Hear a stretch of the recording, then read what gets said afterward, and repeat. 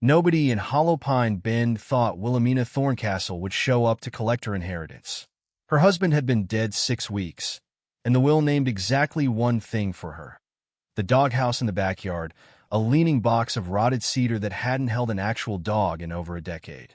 Everything else, the house on Larkspur Row, the truck, the savings account, went to his younger brother. People at the funeral home had actually laughed about it, quietly, the way small towns laugh at things they'll repeat for years. Billie heard 2 women near the coat rack call it Gus's last joke. She didn't correct them. What none of them knew, what nobody could have guessed standing in that parking lot gossiping about a dead man's punchline, was that Gus Thorncastle hadn't been joking at all. And what Billie would find nailed inside the floorboards of that doghouse would turn Hollowpine Bend inside out. Before we jump back in, tell us where you're tuning in from, and if this story touches you, make sure you're subscribed, because tomorrow I've saved something extra special for you. Billie Thorncastle was 62 years old when her husband died. Congestive heart failure, the kind that gives you 18 months of warning and still somehow catches you off guard when it finally happens. She'd nursed him through the worst of it in the back bedroom of the house they'd shared for 31 years. The house with her garden out front and his tools in the shed. The house that, as of 3 weeks ago, legally belonged to a brother-in-law she'd spoken to maybe 6 times since the wedding. Gus had always been a strange man. Not cruel, not unkind, just private in a way that used to frustrate her early in the marriage and that she'd eventually learned to live around, the way you learn to live around a creaky stair. He kept things, old receipts, broken watches, letters he never explained. He'd disappear into the backyard for hours doing nothing anyone could name, and when she asked what he was working on out there, he'd just say he was thinking. Billie used to joke that if she ever needed to find him and he wasn't in the house, check the doghouse first, even though the dog, a beagle named Otis, had died in 2009. The will reading happened on a Tuesday in the office of a lawyer named Cormac Delacroix Reyes, a man Gus had apparently hired without ever mentioning it to her. Billie sat across from him in a stiff leather chair while he read through the document line by line. The house went to Marcus Thorncastle, Gus's brother. The truck went to Marcus as well. The modest retirement account, what was left of it after the medical bills, was split between Marcus's 2 kids. And then Delacroix Reyes cleared his throat, glanced up at her almost apologetically, and read the final line. To my wife, Wilhelmina, I leave the doghouse in the backyard and everything in it. Marcus, who'd come along for the reading uninvited, let out a short laugh before he caught himself. Billie didn't say anything. She sat very still, hands folded in her lap, while the lawyer folded the papers back into their envelope and told her, gently, that if she wanted to contest anything, she had 30 days. She didn't want to contest anything. She wanted to go home, except she didn't have one anymore. Marcus had already mentioned, twice, that he'd need her out of the Larkspur Row house by the end of the month, so he could list it. He didn't say it unkindly. He said it the way you'd mention a scheduling conflict. Word travels fast in a town of 3,100 people. By the time Billie stopped for gas on the way home from the lawyer's office, the woman at the register already knew. Heard Gus left you the doghouse, she said, not quite smiling, not quite not smiling either. That's something. Billie paid for her gas and left without answering. She wasn't angry, not yet. Mostly she was tired and confused, and turning over one particular memory from 3 years earlier that she hadn't thought about in a long time. It was late autumn, and Gus had been out back for most of an afternoon with a hammer and a coffee can full of nails, doing something to the floor of that doghouse that made no sense for a structure no living creature had used in years.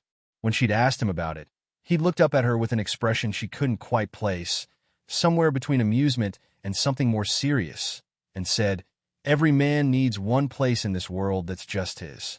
She'd laughed it off at the time.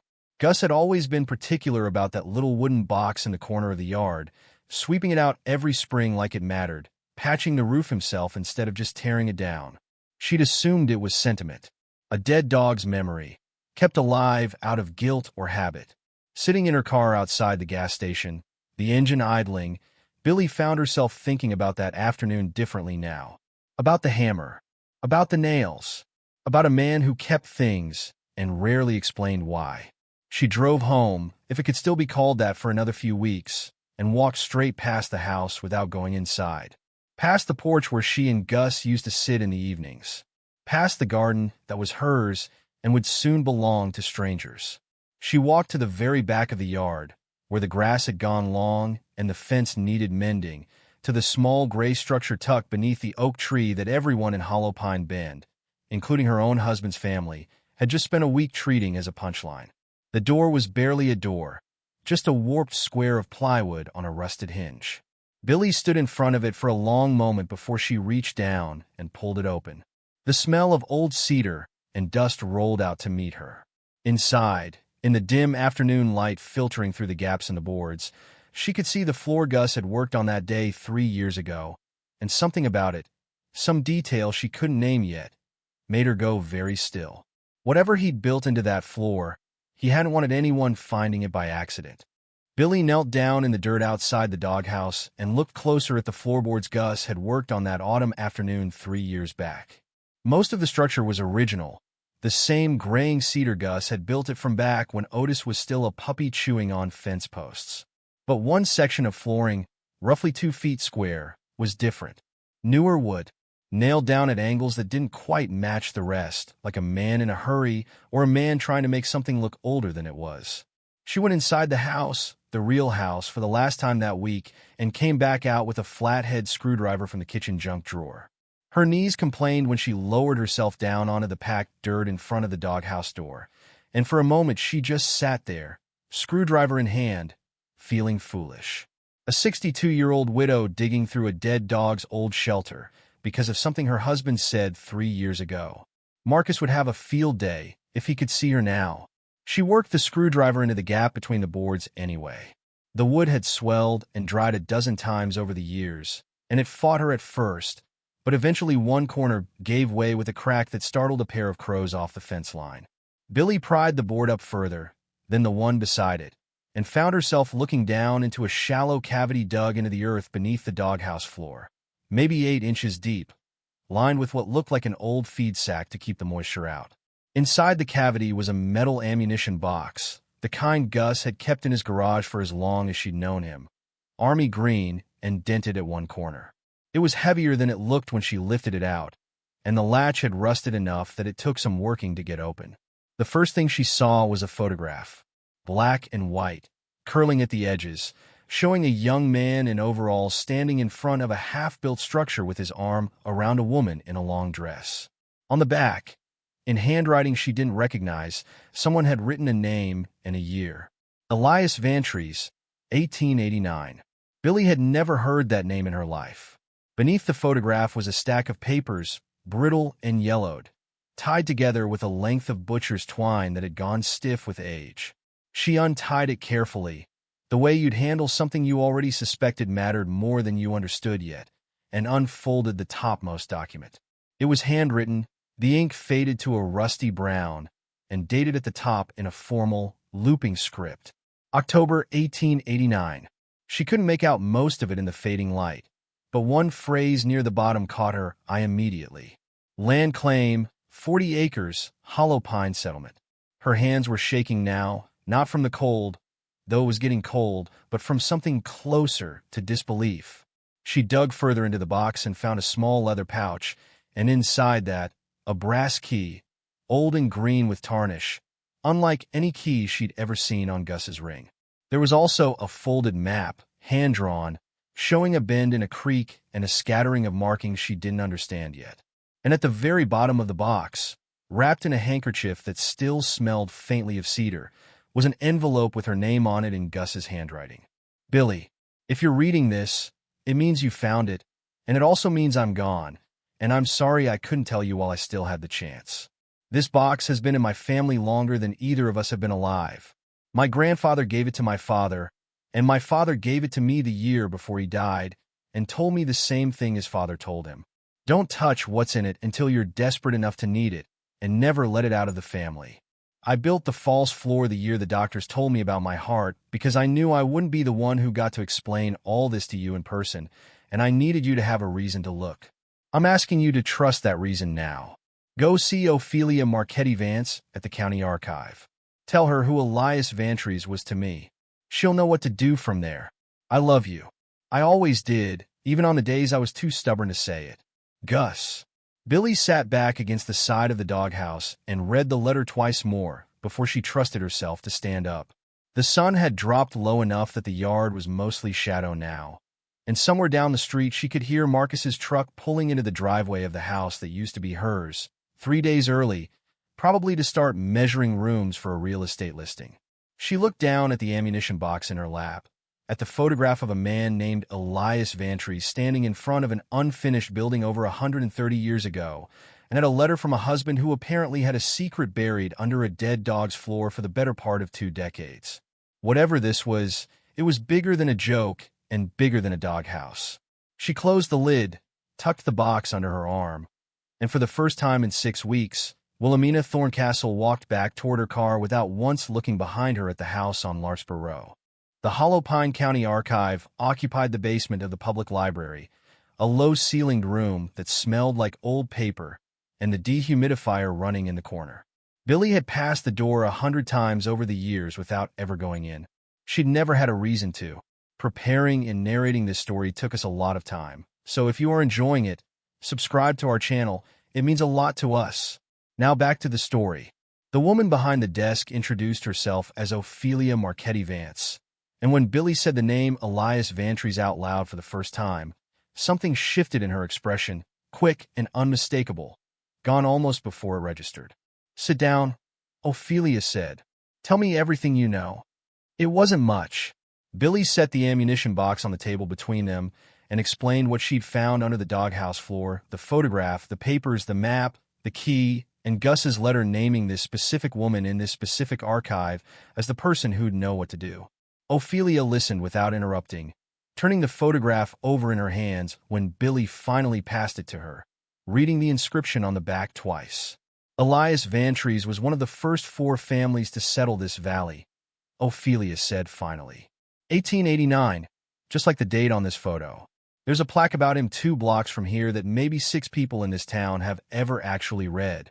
She stood up, walked to a filing cabinet against the far wall, and pulled out a thin folder that looked like it hadn't been opened in years. The county's had a gap in the Vantries land records since basically forever. Everyone assumed the original claim documents were lost in the courthouse fire of 1911. If what you're describing is what I think it is, you might be holding the only surviving copy in existence. Billie unfolded the brittle papers from the box and spread them across the table, and Ophelia leaned over them with the careful, reverent posture of someone handling something that could crumble if she breathed wrong. She read for a long time in silence. "This is a land claim," she said eventually.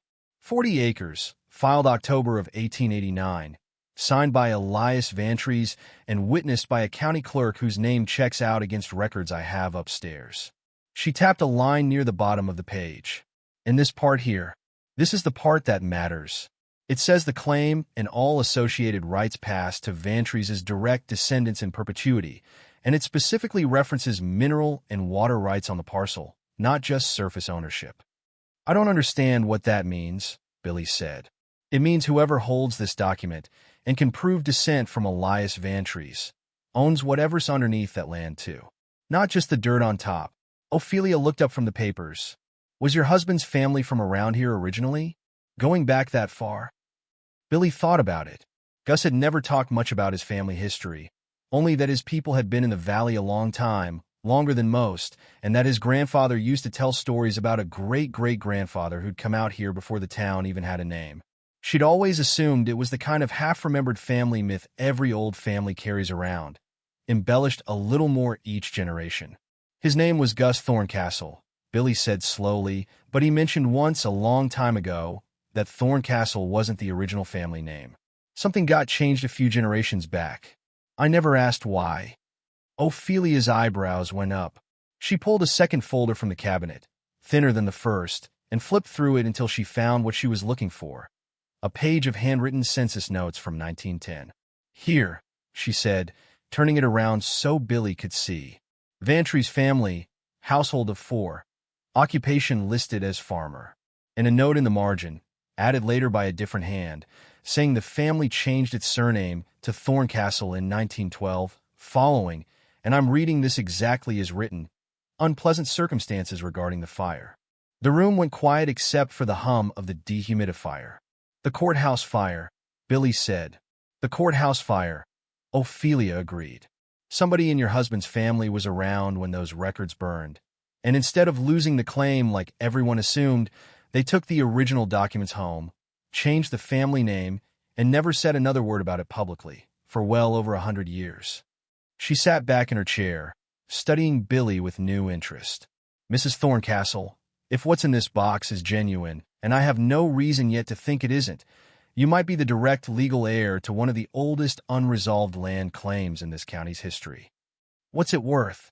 Billie asked, because it seemed like the only practical question left, even though it felt strange coming out of her mouth standing in a basement that smelled like mildew and old ink. "I have no idea," Ophelia admitted. "That's not my department, but I can tell you this much for free. Nobody in Hollow Pine Bend has any idea what's sitting under half the businesses on Main Street, because everybody assumed those records were ashes." She closed the folder gently, like she was closing something sacred. "You're going to need a real lawyer for this. Not the kind who reads wills. The kind who handles property law and isn't afraid of a fight, because the second word gets out about what's in this box, some very comfortable people in this town are going to have a very uncomfortable week." Billie thought about Marcus, already measuring rooms in the house that used to be hers. She thought about the women at the funeral home laughing about Gus's last joke. She thought about the brass key still sitting in its leather pouch, a key that, as far as she knew, hadn't unlocked anything yet. "I know exactly who I need to see," she said, and reached for the ammunition box. Cormac Delacroix had read Gus Thorncastle's will 3 weeks earlier without blinking, but the papers Billie laid out across his desk now made him take his glasses off twice, clean them, and put them back on. "Where exactly did you say you found these?" he asked. "Under the floor of a doghouse," Billie said, and watched him decide, visibly, not to laugh. He spent the better part of an hour going through the claim documents with the same careful attention Ophelia had given them, cross-referencing dates against a legal history database on his computer, muttering to himself in a way that made Billie nervous and hopeful in roughly equal measure. Finally, he sat back and folded his hands on the desk.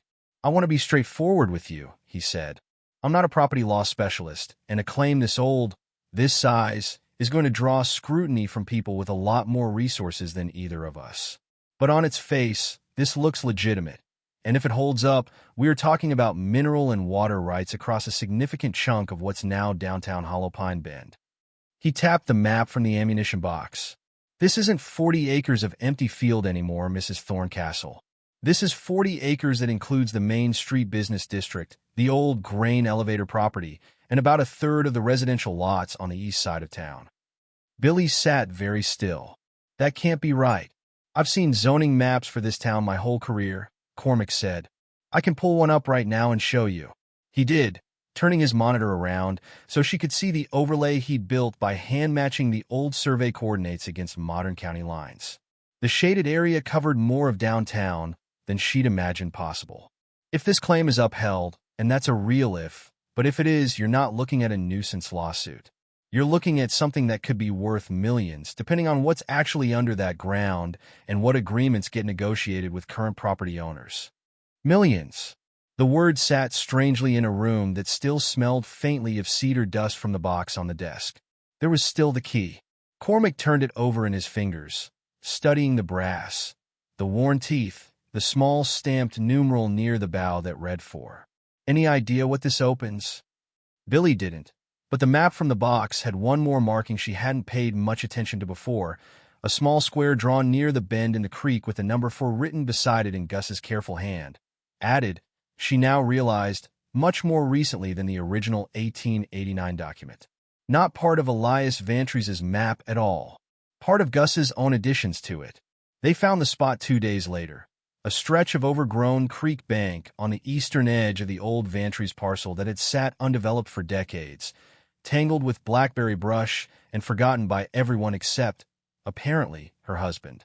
Buried in a rotted wooden chest half swallowed by root growth, protected by a second, sturdier metal box inside it that the brass key fit perfectly, they found what Gus had clearly hidden there sometime in the last several years of his life. Additional documents, correspondence between Elias Vantries and the original county surveyor confirming the boundaries beyond any reasonable doubt, and wrapped separately in oilcloth. A second letter in Gus's handwriting, longer than the first. Billie, if you found the key, you've already met Ophelia, and by now you understand more about my family than I ever had the courage to tell you myself. I used to think the shame of it, hiding this for 100 years while other families in town built lives on land that was never rightfully theirs to sell, was something I inherited along with the claim itself. My grandfather told me once that the Vantrieses went quiet not because they were ashamed of the fire, but because they watched what greed did to their own kin in the years before it, and decided silence was safer than a fortune nobody in the family trusted themselves to handle well. I spent most of my life agreeing with him, but watching you these last few years, watching how you handled every hard thing life threw at us without ever once losing who you were underneath it, I stopped believing silence was the answer. I built the false floor and buried this second box by the creek because I wanted you to have the chance my family never gave itself. Do something with this that we couldn't. I trust you to know what that means better than I ever could have. Gus. Billie read the letter sitting on the creek bank with Cormac standing a respectful distance away, and when she finished, she folded it carefully and sat with it in her lap for a long while before she spoke. He knew, she said. For years, he knew what this could mean, and he never said a word, not because he didn't trust me, but because he was waiting for the right moment, and he ran out of time to pick one. For what it's worth, Cormac said quietly, I think he picked a pretty good moment anyway. Word had already started to move through Hollow Pine Bend by then, the way it always did, faster than any of them wanted. Someone at the courthouse had seen Cormac filing preliminary paperwork referencing the Vantries' claim. Someone else had noticed Billie and a strange woman from the archive digging around the old creek bank with a lawyer in tow. By the time Billie drove back into town that evening, 3 separate people had already texted her asking, half joking, half not, whether the rumors were true, whether the widow everyone had laughed about at the funeral home had actually found something real buried out behind that doghouse. She didn't answer any of them yet. She wasn't ready, but standing in her kitchen that night, looking at the ammunition box and the creek chest sitting side by side on her counter, she understood that whatever had started as a joke at a will reading 3 weeks earlier had just become something the entire town of Hollow Pine Bend was about to have to reckon with, whether they were ready for it or not. By Friday morning, there wasn't a single person in Hollow Pine Bend who hadn't heard some version of the story, and most versions were wrong in at least one important detail. Billie found out just how wrong when she stopped at the hardware store for fence wire and overheard 2 men near the register discussing, with total confidence, how the widow Thorncastle had apparently dug up a chest of gold coins behind her house. Another version making the rounds claimed she'd found oil. A third, somehow the most persistent, insisted Gus had been secretly wealthy the whole time, and the Doghouse inheritance had been some kind of test to see if she'd stay loyal to his memory. None of it was true, but Billie had learned quickly that correcting rumors in a town this size only fed them.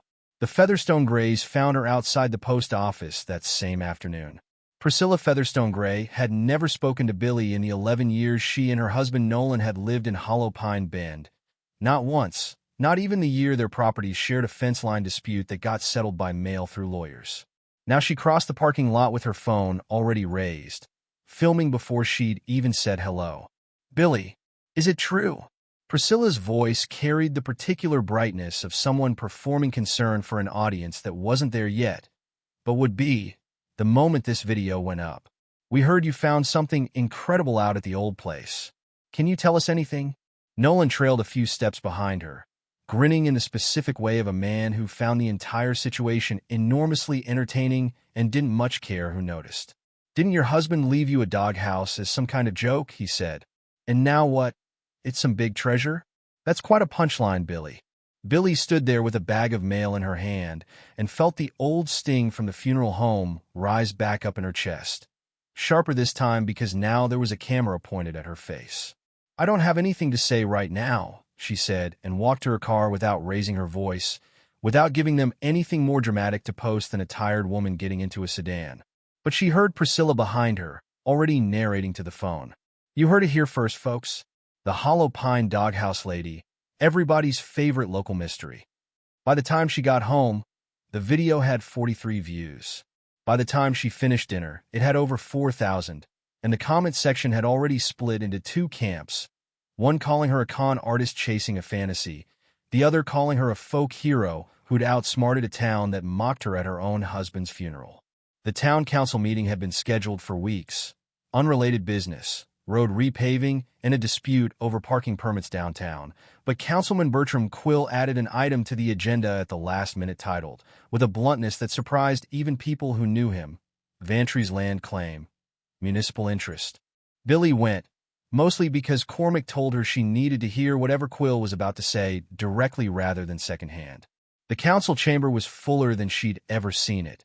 Folding chairs set up along the back wall for people who normally wouldn't bother attending a meeting about parking permits. Quill, a heavy-set man who'd run the town's largest insurance agency for 2 decades and sat on the council for nearly as long, opened with a version of concern that fooled almost nobody paying attention. "I want to be careful here," he said, "because I understand emotions are running high, and I have deep sympathy for Mrs. Thorncastle's situation. But if there is a legitimate century-old land claim sitting under half of Main Street, the town has an interest in how that claim gets resolved. We cannot have private individuals, however well-meaning, negotiating separately with dozens of property owners while the town's own infrastructure and tax base hang in the balance." "With respect, Councilman," Cormac said, standing from his seat near the front, "the town's interest doesn't override a legally documented family claim. Mrs. Thorncastle isn't required to negotiate with the town at all.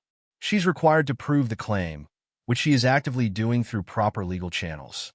And if she proves it," Quill said, turning toward the room now instead of Cormac, playing to the folding chairs along the back wall, "half this town could be looking at back payments, easement disputes, mineral extraction fees on land people have owned outright for generations. Some of you sitting here tonight could be facing real financial exposure over a claim dug up out of a doghouse." A ripple went through the room at that, some of it anger directed at Billie, some of it fear, and a fair amount of it simple discomfort at hearing their own vulnerability spoken out loud in public. Billie stood up before she'd fully decided to. "I didn't ask for this," she said, and the room went quiet enough that she could hear her own voice shaking slightly and decided to let it.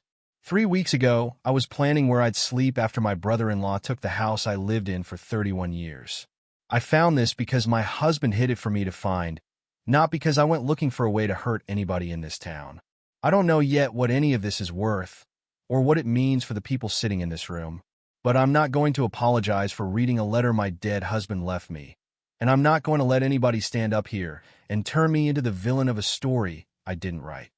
Nobody in the chamber said anything for a long moment. Even Quill seemed, briefly, uncertain how to follow that. Mayor Pro Tem Diane Okafor, who'd been sitting quietly through the exchange, finally spoke up from the dais. "The council doesn't have authority to intervene in a private property claim tonight, and frankly, I don't think we should be trying to. Mrs. Thorncastle is entitled to due process the same as anyone else in this town." She looked pointedly at Quill. "I'd suggest we table this item until there's an actual legal determination to discuss, rather than speculation." The meeting moved on to parking permits after that, but Billie could feel the eyes on her the entire time. Some sympathetic, most not, and she understood, walking out to her car afterward under a sky gone fully dark, that whatever came next, the town of Hollowpine Bend had already chosen its sides. The verification process took 11 weeks, and Billie spent most of them waiting on phone calls that came slower than she could stand. Cormac had brought in a colleague from the state capital, a property law specialist named Delphine Achterberg, who handled historical land claims for a living and had, according to Cormac, seen every trick a county records office can play, and a few they probably shouldn't have. Achterberg flew out twice in the first month, and both times she spent hours at Ophelia's archive, cross-referencing the 1889 claim documents against surviving county records, state land office archives, and a set of federal survey maps she'd requested from an office in Washington that Billie had never heard of. "The handwriting checks out," Achterberg told them during her second visit, spreading photocopies across Cormac's conference table. "I had it compared against 3 other confirmed Elias Vantry's signatures from church records and a livestock bill of sale from 1891. Same hand, same idiosyncrasies in the letter forms. That alone doesn't prove ownership survived to today, but it proves the document isn't a forgery cooked up last month, which frankly is the first thing everyone assumes when a claim this size shows up out of nowhere. What does prove ownership survive? Billie asked. Achterberg pulled out a thinner folder. The county probate records from 1912, the year the name changed to Thorncastle. I found a filing, badly water-damaged, but readable enough, transferring the estate of Elias Vantries to his son Walter Vantries, who 3 months later filed to legally change the family surname. No explanation given in the public record, which lines up with what your husband's letter said about the fire and the family wanting to disappear from it. She tapped the page. That's your chain of title, Mrs. Thorncastle. Elias to Walter, Walter's estate eventually passing down through 4 more generations to your husband, all under a different name, but the same bloodline, and the claim language in the original document explicitly protects descendants regardless of name changes. Whoever drafted this claim in 1889 was thorough. The dendrochronology report came back the following week, confirming the wooden chest found by the creek was at minimum 60 years old, consistent with having been buried decades before Gus could have planted it there himself as some kind of elaborate hoax, a possibility Achterberg said she'd had to rule out formally even though she never seriously entertained it.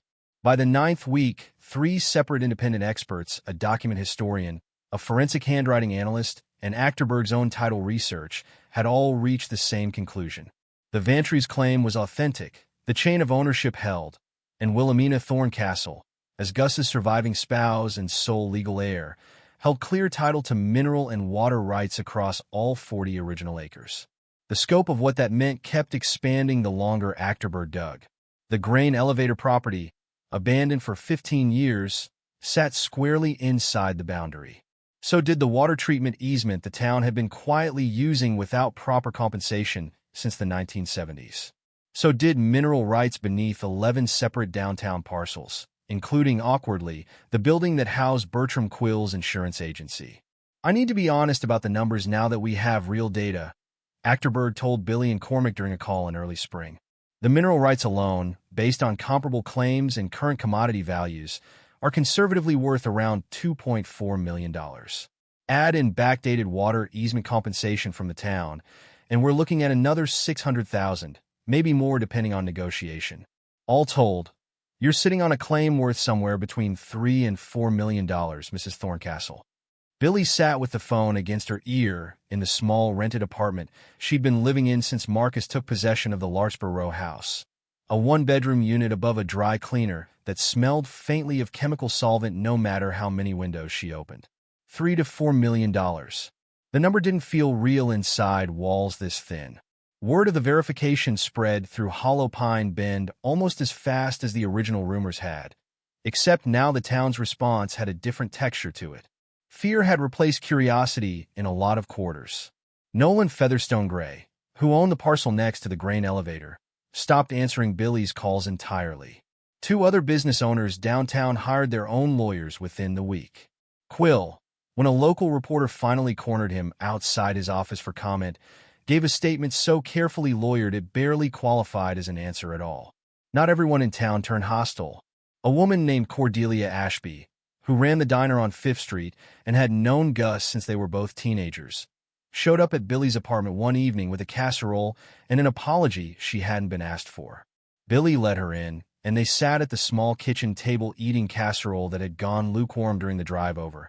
And for the first time in weeks, Billie let herself cry a little, not from grief exactly, and not from stress exactly either, but from something closer to relief at being seen as a person again instead of a punchline or a lawsuit waiting to happen. I keep thinking about what Gus wrote, Billie said, about his family going quiet because they didn't trust themselves with something this big. I understand it now in a way I didn't before. It's not the money that scares me. It's watching this town decide who I am based on how much of it I decide to keep. Cordelia reached across the table and squeezed her hand. Then don't let them decide that for you, she said. You never have before. 2 nights later, Cormac called with the last piece of news Billie had been waiting on. The claim was formally certified.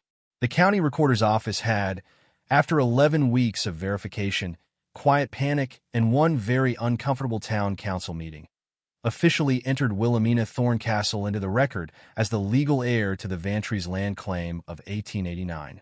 Whatever she decided to do next, she would be doing it as the wealthiest person in Hollow Pine Bend, and every single person who'd laughed at that funeral home would know exactly whose name was on the paperwork. The letters started arriving within a week of the certification going public.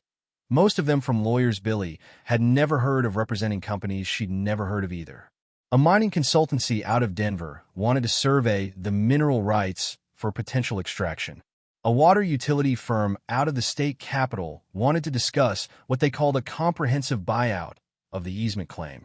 A property developer offered, in a letter printed on paper heavy enough to double as a coaster, to purchase the entire Vantree's claim outright for an undisclosed sum described only as highly competitive, which Cormac translated for her as corporate language for less than it's worth.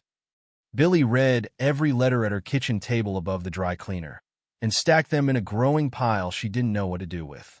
The most aggressive approach came from the mining consultancy, a company called Bainford Resource Partners, whose representative, a sharply dressed man named Trent Ashworth, drove out from Denver personally rather than trust the negotiation to a phone call. He met with Billie and Cormac in Cormac's conference room on a Tuesday morning, laid a glossy folder on the table, and opened with a number that made even Cormac sit up a little straighter. For $0.1 million, Ashworth said, sliding the folder across. Full buyout of mineral rights, structured as a lump sum, closable within 60 days. We handle all extraction logistics, all environmental permitting, all liability. You never have to think about this again. That's more than the independent estimate, Cormac said carefully. It's a fair number for a fair deal, Ashworth said, smiling in a way that didn't reach his eyes. We'd rather move quickly and cleanly than spend 2 years fighting this out with a dozen individual property owners downtown, all of whom, I should mention, are going to be a lot less friendly toward Mrs. Thorncastle if this drags on. Billie didn't answer right away. She thought about the letter under Gus's cedar floorboards, about a family that had gone quiet for 100 years because they didn't trust themselves with something this size, and about Cordelia's casserole and Cordelia's words at her kitchen table. Then don't let them decide that for you. I need time to think about it, Billie said, and Ashworth's smile thinned slightly at the edges before he agreed, with obvious reluctance, to give her 30 days. The town council called an emergency session 2 weeks later. Not because they had legal standing to force anything, Cormac reminded her repeatedly, but because Quill had apparently decided public pressure might accomplish what legal pressure couldn't. This meeting drew an even bigger crowd than the first one. People stood along the back wall 3 deep. Someone had set up a folding table outside selling coffee, which struck Billie, walking past it toward the chamber doors, as a genuinely surreal detail to notice in the middle of what was supposed to be the worst month of her adult life. Quill opened the meeting by reading aloud from an economic impact report he'd commissioned without council approval. Using town funds he technically wasn't authorized to spend that way. A detail Diane Okafor pointed out sharply enough to draw an actual gasp from the crowd. The report painted a bleak picture. Property values dropping, businesses relocating, a town destabilized by uncertainty over who actually owned what beneath its own streets. I'm not trying to demonize Mrs. Thorncastle, Quill said, which was, by that point, a sentence nobody in the room believed. But this town needs clarity, and frankly, needs some assurance that whatever agreement gets reached protects the people who've built lives and businesses here in good faith. Billie stood up again, the way she had the first time, though this time her voice came out steadier. I've had 4 different companies offer me money to make this go away quietly, she said. Companies with names most of you have never heard of, offering numbers most of you would never turn down.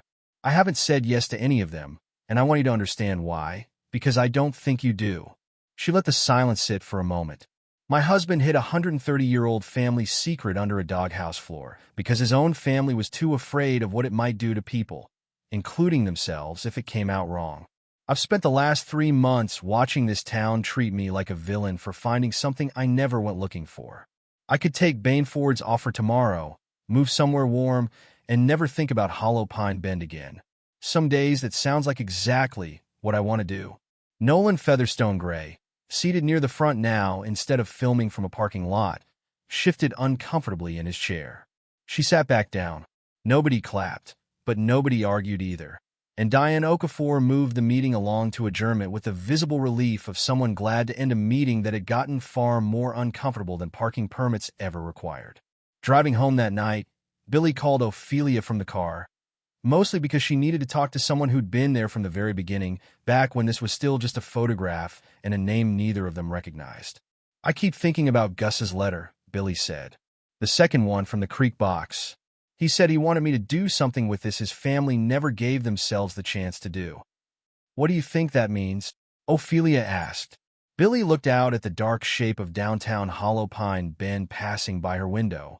Main Street, the old grain elevator, the water treatment building, all of it sitting on land that had belonged to her husband's family since before the town even had a proper name, hidden for 100 years by people too frightened of what it might cost them to claim it. "I think it means he wanted somebody in this family to finally be brave enough to use it right," she said, "instead of just being afraid of it." She didn't call Ashworth back that week, or the week after. By the time the 30 days ran out, Billie Thorncastle had made up her mind about exactly what she wanted to do with the Vantreys' claim, and it wasn't anything Bainford Resource Partners or Bertram Quill or anyone else in Hollow Pine Bend had been expecting. The council chamber was full again on the night Billie came back to give her answer, and this time she brought her own folder, thin compared to Quill's economic impact report, but heavier in every way that mattered. She didn't wait for Quill to open the meeting this time. Diane Okafor recognized her first, and Billie walked to the small podium at the front of the room with the same folder Cormac had helped her prepare over the previous 2 weeks, and set it down without opening it yet. "I turned down Bainford's offer," she said, and heard the murmur move through the room before she'd finished the sentence. "I turned down the other 3 offers too. I'm not selling the Vantreys' claim to anybody." Nolan Featherstone Gray, seated near the front again, let out a breath that sounded almost like relief, though Billie suspected it had more to do with fear of a stranger's mining operation than any particular fondness for her. "But I also want to be clear that I'm not planning to sit on this and use it against anybody either," she continued. "My lawyer and I have spent the last 2 weeks working out an arrangement, and I want to walk you through it before the rumors get there first." She opened the folder. "Every property owner in this town whose land sits inside the Vantreys' claim boundary can purchase clear mineral rights to their own parcel for a flat fee of $250, regardless of the parcel's size or value. That includes Councilman Quill's building. That includes the Featherstone Gray property by the grain elevator. Nobody in this room is losing their home or their business over something that happened in 1889. The murmur in the room shifted tone, confusion giving way to something closer to disbelief. "The water easement the town's been using since the 70s, Billie went on. "I'm donating outright, no fee, no conditions, other than a requirement that it stays under public ownership permanently and can't be sold or leased to a private utility company down the line." Quill, sitting at the council table, opened his mouth like he wanted to say something, then closed it again. "The grain elevator property is a different situation," Billie said. "That one's been sitting empty for 15 years. And it's the only parcel where I'm keeping full rights, mineral and surface both, because I have a specific plan for it." She glanced up from her notes. "I'm establishing a foundation in my husband's name, the Vantreys Thorncastle Fund. It'll use proceeds from responsible, limited mineral development on that one parcel, nothing under Main Street, nothing under anybody's home, to fund emergency housing assistance for people in this county who find themselves in a position like the one I was in 3 months ago. Widowed, displaced, and with nowhere to go on short notice." She let that sit in the room for a moment before continuing. "I know what a lot of you have thought about me these last few months. I read the comments under Priscilla's video, more of them than I probably should have. I know some of you think I got lucky, and some of you think I don't deserve any of this, and a few of you, standing right here in this room 3 weeks ago, told a reporter you thought I was some kind of con artist chasing a fantasy." Her voice didn't waver this time. "I didn't ask for a fantasy. I asked for a place to sleep after my brother-in-law took my house, and my husband, who apparently trusted a dead dog's shelter more than he trusted himself to say the hard things out loud while he was alive, left me the only thing he had left to give me. It turned out to be worth more than any of us understood, but it started as loss, not luck, and I think that's worth remembering the next time this town decides to laugh at somebody standing at a funeral home." Cordelia Ashby, standing near the back with a coffee from the folding table outside, was the first person to clap. It caught on slowly, awkwardly, the way applause does in a room full of people who spent months choosing sides. But it caught on. Diane Okafor called for a formal council vote to accept the mineral rights buyback terms and the water easement donation.